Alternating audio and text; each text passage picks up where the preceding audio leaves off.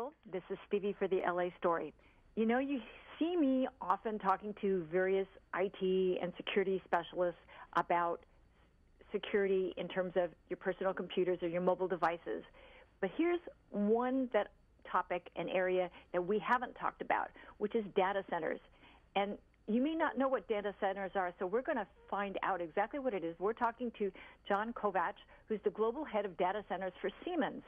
And it's really fascinating to find out what you do on your computer and on your mobile devices that goes through every single data center. So how are you today, John? I'm doing great, Stevie. How are you? I'm good. This is a topic that I haven't been able to reach anybody in this area, so this is cool. Okay, cool. So why don't you explain what a data center really is? Sure. A data center can be actually a number of things, from a big room in a building to a floor of a building, or even a huge facility bigger than a football field, where there's rows and rows of racks and racks of servers. And those servers store the data that we access on a daily basis that makes up the cloud. This is the first really definitive explanation of what the cloud is, because people really think it's up there. It's actually in a big room someplace. Yeah, well, you know, it's really, it can be a number of, there's over 500,000 data centers worldwide, right? So the fact of the matter is our data just doesn't, you know, Stevie's data just doesn't live on one server at one data center, right by where she lives. It's the fact of the matter is that your stuff is at different servers and different data centers, depending on what financial partner you use, you know, what email provider that you have, and all those different factors. Okay. Now, how do consumers actually interact besides the fact that using email and financial partners and all that stuff? I mean, obviously, probably something like uploading your music or pulling down videos or something like that. That would be doing it too, right? Absolutely. You know, more data crosses the internet every second than even existed in the entire internet in the early 90s. So we're all using it a lot more often. And a lot of times you're using it in ways you don't think about. Obviously, if you're sending an email, or I'm downloading an MP3 or streaming video off of Netflix, I know I'm using a data center in the cloud somewhere. But if I buy coffee with my debit card, that's going to a data center in the cloud. You know, different things like that. If the businesses, if I go to the doctor and they take a X-ray and they want to store that medical record, it's probably being stored at a secure facility so that they have access to it when they need it. Who would have thought that? Yeah. The last time I went to go get an X-ray, they were storing it in a big room, and I think they were going to get rid of it because I guess they were going to turn it digital. Yeah, exactly. And so now if you have another provider across the country and they need access to it, it'll be a heck of a lot easier than the old way where we had to order those X-rays and take weeks in advance, right? Yeah, right. So, yeah. I mean, actually, data centers provide a lot of a speed of communication and providing information to different people, right, which is, you know, both good and bad, because in terms of security, people have to wonder what can be done or what is done to keep everybody safe, because hacking is one of the most popular topics these days. And considering what's happened, and in terms of the Chinese and the different hospital chains and financial institutions that have been hacked, and even anybody who gets one of these malware things, that's essentially being, you know, the breaching through into and get into somebody's personal data. Right. Yeah, you know, and you can think about it this way too. It's not just, security isn't just the IT aspect, it's also the physical security of the equipment, right? So if I decided to back up my data on a hard drive that I keep at my house, what happens if we had a fire, right? And that would burn just as much as anything else in the house would, and then I lose that data. A data center, one of the things that will strike you if you were to go by one of the larger facilities is just how secure it is from a physical standpoint. You know, fences around, guards. There's probably not even a name on the building. And if you were to go inside, they have some of the most cutting-edge technology that you'll see, things you would expect in Mission Impossible or James Bond.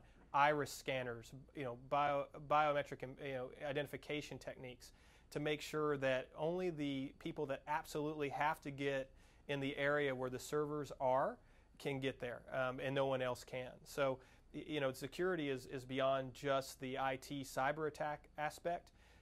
It also comes down to the physical security of the building and the assets themselves. Fires in a data center would cause the same havoc it would at your house.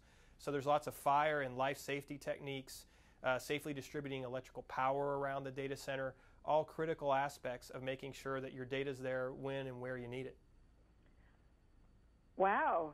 I guess there's no way there's going to be any school field trips. Probably not. Probably not, yeah. And one thing that comes up is people always say, well, I like to store my stuff at home because I don't feel comfortable having it out on the web, or I don't want my information out there. The fact of the matter is that your information is probably residing on a server somewhere already, and that the data center owner-operator, their business is providing your data in a secure and reliable fashion. And your laptop at home is just, if not more vulnerable to a cyber attack as these facilities would be. Exactly. And the data centers like Siemens has, and anybody else, quite frankly, I mean, with that kind of security around them and that kind of redundant situations where you've already kind of predicted what's the worst case scenario and how do we prevent this. I mean, short of nuclear strike, which being on the West Coast, we're wondering about that given what's going on with North Korea. You sit there and just go, is it silly for us to have these external drives to be able to back up things that way? And maybe I'm showing my age, but I always do keep a physical, copy on a drive somewhere, or a copy on a drive, not a physical copy, but on a drive. But I do back up critical files to the cloud and to a service, just because, like you said, let's say you did have a huge outage, Hurricane Sandy, for example. There was a lack of power for so long. You can only run a facility on a backup generator until the fuel runs out, right? And if a truck can't get the fuel there, then you have to take other measures. Well, one of the things that you can do is even move the software applications or data from one server in New York. You can move it on to one in LA or in the high desert in Oregon. There's all different aspects. There's 500,000 data centers worldwide. So the fact of the matter is they're everywhere, and your data can go, depending on who the owner operator is, will go to different facilities that they may have all across the country or even the world. So in case of, say, like an earthquake or a flood or like Hurricane Sandy, that data could be shifted to someplace else to keep it safe. Right, and you probably wouldn't even know it. Wow. Yeah. Wow, this is cool. It is pretty cool. Yeah, so if somebody wanted to ask you or find out more information, where would they go? They could go to usa.siemens.com/data centers. People, you wanted to ask more questions, you needed to know more about, how safe your things are on the cloud, a lot more secure than I would have thought. And I'm really glad to have talked to you today, and thank you so much for your time. This really helps illuminate and helps people understand that by using the cloud, that it's not really sitting there up in space, because a lot of people think that. Yeah. They really do. Thanks for having me, Stevie. I really appreciate it. No, it's been fun. People, we'd like to thank John Kovach for his time, and this is Stevie for the LA Story saying see you soon, people. Bye. Bye.